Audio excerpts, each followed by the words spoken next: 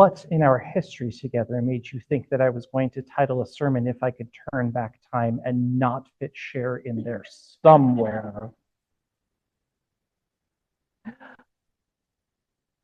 There is a question that many of us carry, sometimes quietly, sometimes persistently, sometimes only at 3 o'clock in the morning when we can't sleep and find that our brains will not shut off. And especially now, as we are welcoming in the beginning of yet another year of our lives. If I could live my life over again, would I do it differently? Would I make other choices? Would I take the road I didn't take? Would I avoid the pain, the detours, the heartbreak, the seasons when everything felt uncertain or broken? Regret is one of the most universal human experiences. It arises from the gap between who we thought we would be and who we have become.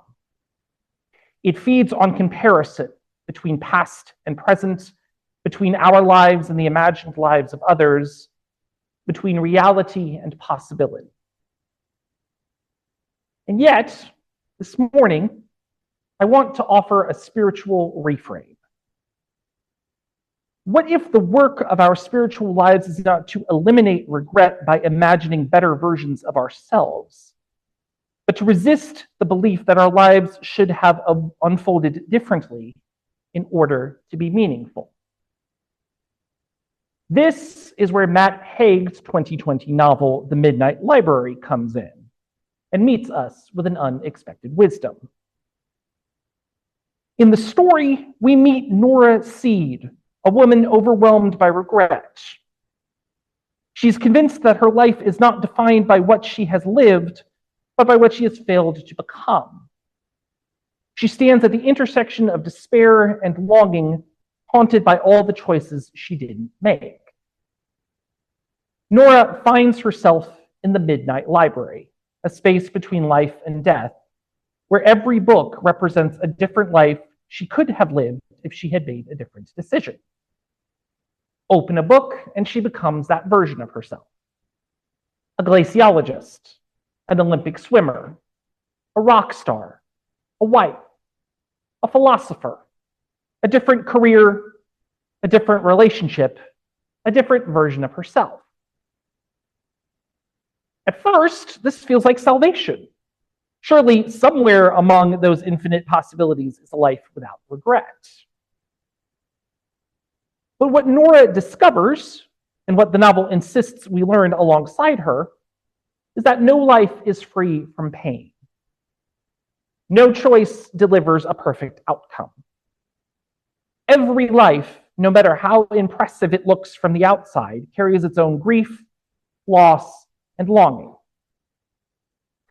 And that truth is profoundly spiritual, because our world profits from our dissatisfaction. We live in a culture that constantly tells us we should regret who we are. It benefits when we believe we are behind, lacking, or failing. It thrives when we are so busy comparing ourselves to imagined alternatives that we forget to inhabit the present moment. We are encouraged to believe that if we had only chosen better, worked harder, or known sooner, we would finally be at peace. Regret becomes a tool of control, a way of convincing us that our lives are always somehow insufficient. Resisting that story is spiritual work. And I want to share with you why that matters to me, not just as a minister, but as a person. There was a time in my life when everything seemed to be unfolding exactly as planned. I graduated from a college prep high school as an Oklahoma academic scholar. I had done what I was told I was supposed to do. I worked hard. I succeeded. I was accepted to the Catholic University of America on a generous scholarship with plans to study Spanish and secondary education. From the outside, it looked like a clear and promising path.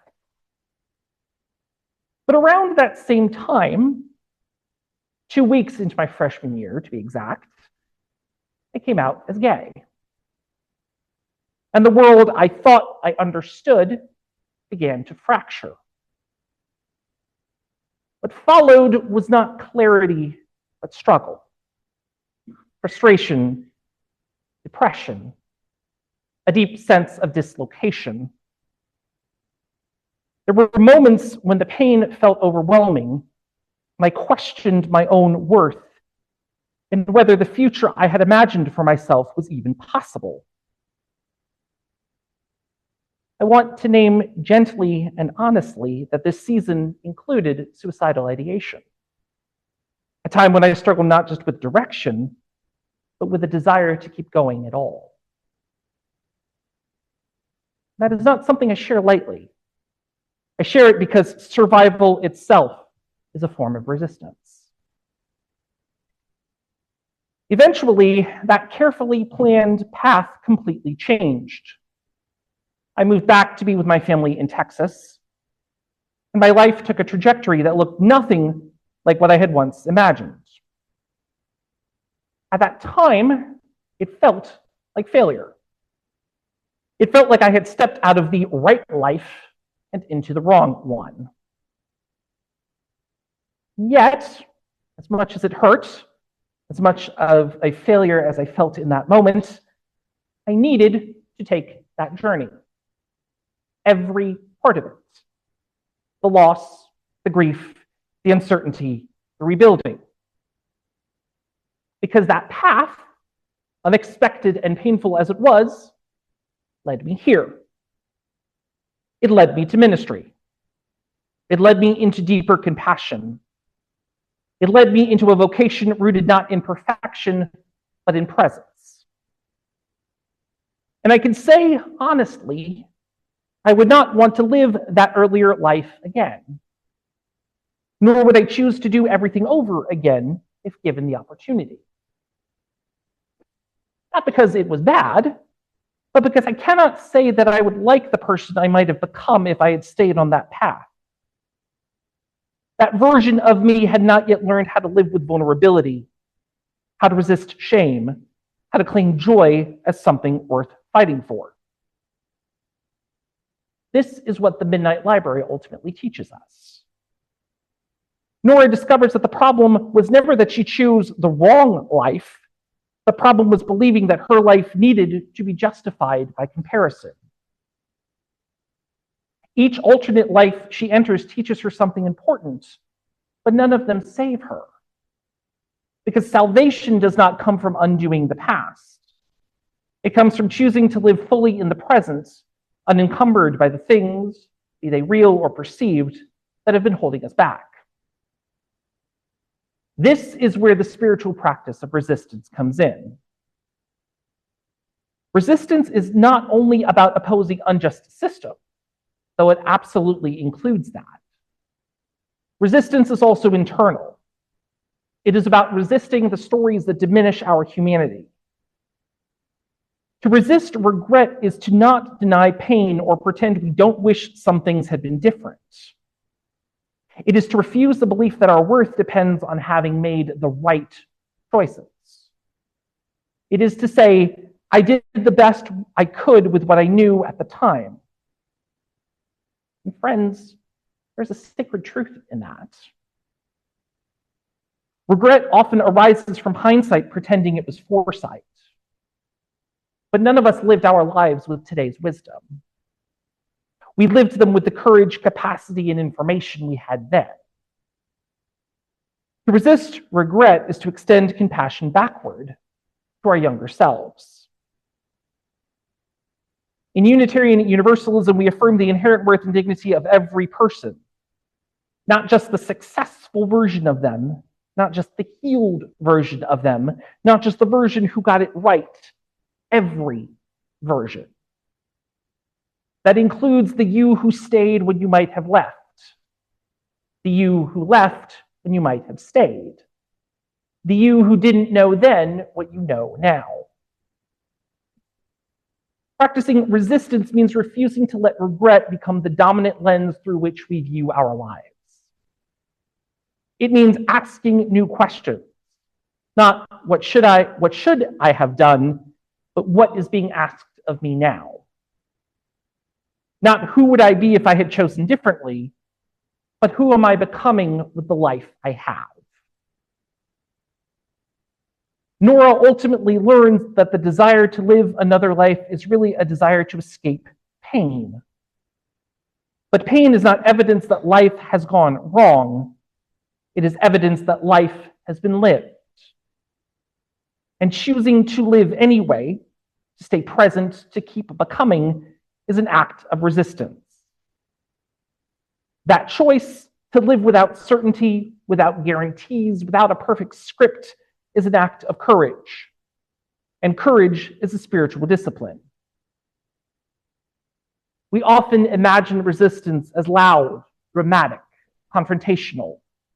But sometimes resistance is quiet. Sometimes resistance is choosing not to rehearse regret one more time. Sometimes resistance is forgiving yourself for not knowing what you couldn't have known. Sometimes resistance is deciding that your life does not need to be justified by comparison. In our current world, so full of anxiety, polarization, and despair, it can feel tempting to believe that if only we had made different choices earlier, things would be better now. But that belief can paralyze us. Regret, when it dominates, pulls us out of relationship with the present moment, the only place where love, justice, and transformation actually happen. Nora learns that meaning is not found in perfect outcomes, but in engagement. To live fully is to participate, to care, to risk disappointment. And to choose that again and again is resistance. What if your life is not a draft that needs revision, but a story still unfolding? What if the goal is not to erase regret, but to learn from it without letting it define you? What if practicing resistance means choosing to live as though your life, exactly as it is, worthy of care, attention, hope? Nora ultimately learns that the desire to undo her life is really a desire to escape pain. But pain is not a sign that life has gone wrong. It's a sign that life has been lived. When we resist regret, we are free ourselves to act, not from fear of failure, but from love of possibility. We become more compassionate with ourselves and others. We become more willing to take risks for justice. We become more open to wonder. So may we practice resistance, not only in the streets and the systems, but in our inner lives. May we resist the voice that says it's too late. May we resist the myth of the perfect life. May we resist the urge to measure our worth by imagined alternatives. And instead, may we choose again and again to live this life, not because it is flawless or easy, but because it is ours. May we cause it to be so. Blessed be, Amen, Shalom, Assalamu alaikum, Namaste. Thank you all so much.